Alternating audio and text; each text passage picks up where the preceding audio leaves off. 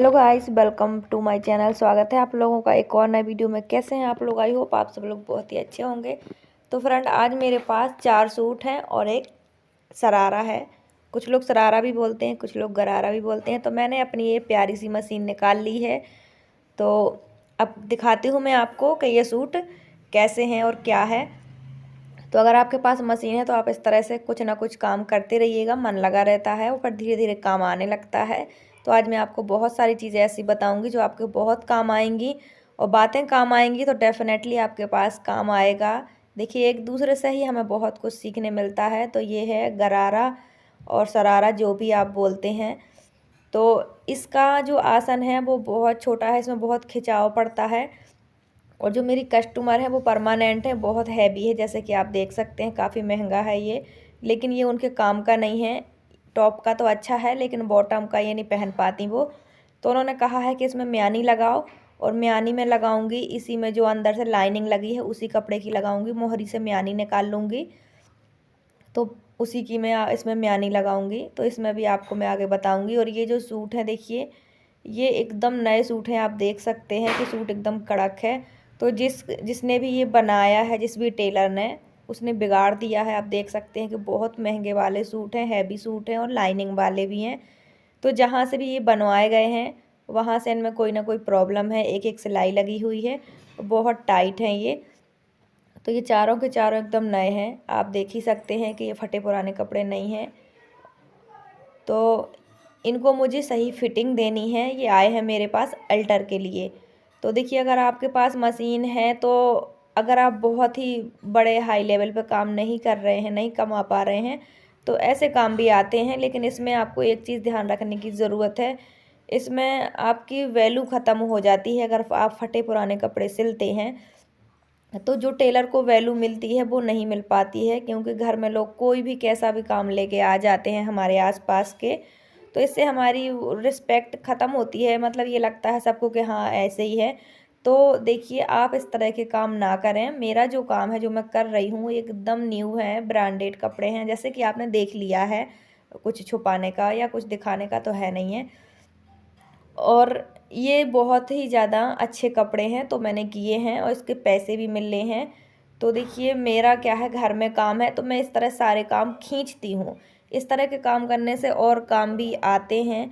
तो मैं उसी का काम करती हूँ जो मेरे पास पहले अपने 2-4 सूट नए बनवा लेता है, तभी मैं उसके कपड़े अल्टर करती हूँ। यानी कि अगर कोई मेरे पास सबसे पहले ये कहने आए कि आप मेरे कपड़े टाइट कर दो, लूज़ कर दो, फिट कर दो, फटा है, ये है, वो है, तो मैं ये बोल देती हूँ कि अभी थोड़े मैं बिज़ी हूँ, अभी टाइम नहीं है, अभी बहुत काम है, जब मैं फ्री रहूँ तो ले आना। सीधे मना नहीं करना होता है।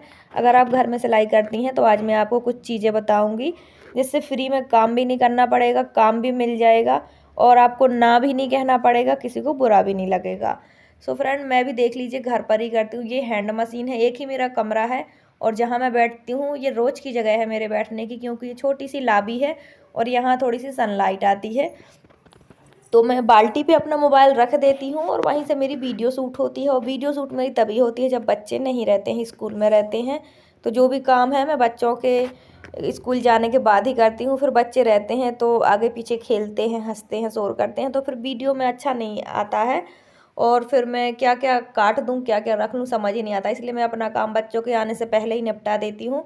अगर कुछ बहुत ज़रूरी होता है तो ही मैं उनके सामने करती हूँ, क्योंकि जगह नहीं है मेरे पास इतनी ज़्यादा कि मैं अलग से कहीं बैठ के अपनी वीडियो शूट करूं या कटिंग स्टिचिंग करूं। इतनी ही जगह है हमारे पास।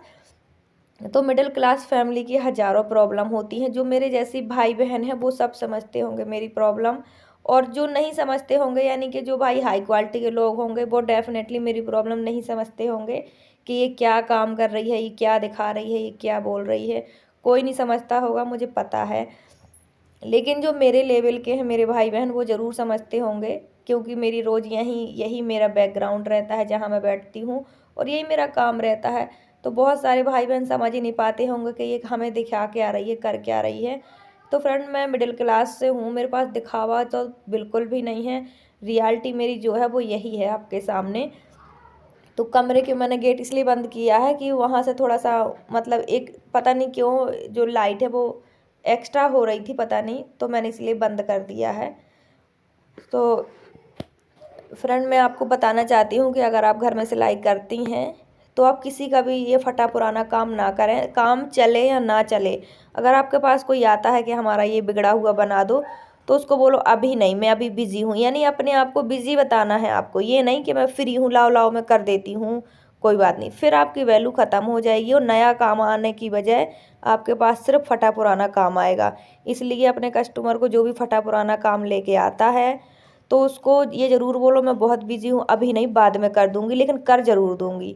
लेकिन फिर वही कस्टमर बार बार आएगा आपके पास, क्योंकि उसे भी आपकी ज़रूरत होती है। बड़े टेलर ये पुराने काम बिल्कुल नहीं करते हैं। तो आपको भी इस मौके का फ़ायदा उठाना होता है। देखिए पैसे तो मिलने ही हैं, लेकिन काम भी आपको बार बार मिले, इस चीज़ का ध्यान रखना। ऐसे ऐसे ही मिलता है, मना भी नहीं करना होता है और डायरेक्ट हमें काम के लिए हाँ भी नहीं कहना होता है। तो वो जब कस्टमर आपके पास आएगा, 1-2 बार 2-3 बार आएगा और फिर आपसे नए कपड़े बनवाएगा, तो समझ लेना कि अब ये कस्टमर आपका हो गया है। बस आपको विश्वास बनाने की ज़रूरत है कि वो कस्टमर हमेशा आपके पास रहे, कभी दोबारा कहीं और ना जाए। तो फिटिंग अच्छी देनी, फिनिशिंग अच्छी देनी और रेट मार्केट के अकॉर्डिंग थोड़ा कम कर लेना है, 40-50 रुपये।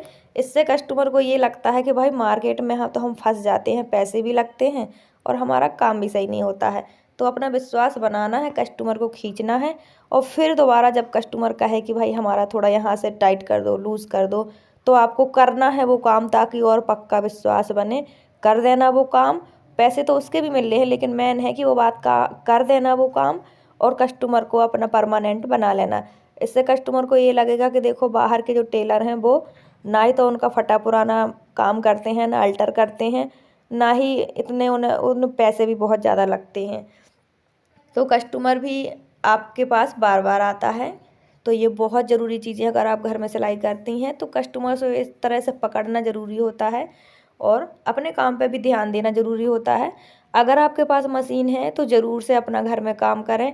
मैं कहती हूँ अगर आपको हफ्ते में एक ही सूट मिलता है सिलने के लिए या ब्लाउज़, तो आप ज़रूर से करें। धीरे धीरे धीरे धीरे आपके पास काम की भीड़ लग जाएगी। यकीन मानिए, मैं भी आपके सामने पूरा एग्जाम्पल हूँ, आपके सामने एक उदाहरण हूँ मैं, कि मैं एक वक्त ऐसा था मेरे पास कि मैं अपनी मशीन को देखती रहती थी, अपने ही कपड़े बनाती रहती थी, सिलती रहती थी, उखाड़ती रहती थी और आज यकीन मानिए मुझे अपने कपड़े बनाने का टाइम नहीं है।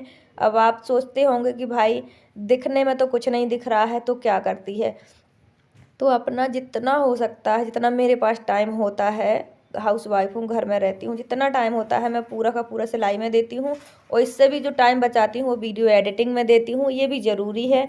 सो फ्रेंड मैंने चैनल बहुत पहले खोला था, मेरा नहीं चला था, फिर मैंने दोबारा ये खोला और ये मेरा चल गया। आप सब ने बहुत प्यार दिया, किस्मत अच्छी थी, भगवान का भी साथ रहा, भगवान ने भी साथ दिया, आप सब ने भी साथ दिया, तो चैनल चल गया। मेरा चैनल बिल्कुल 1 महीने में ही पूरा 4000 वॉच टाइम और 1000 सब्सक्राइबर पूरे हो गए थे।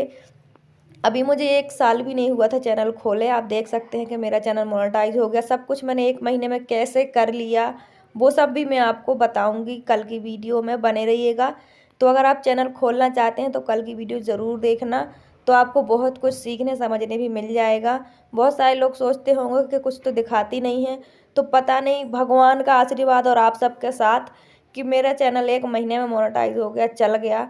तो मुसीबतें तो आती हैं, लेकिन अगर एक गेट बंद होता है तो भगवान दूसरा भी खोलता है। तो अगर आप भी मेरी तरह परेशान हैं या कुछ करना चाहती हैं, अगर मशीन नहीं है तो चैनल खोलो, लेकिन कुछ ना कुछ करते रहो ज़िंदगी में।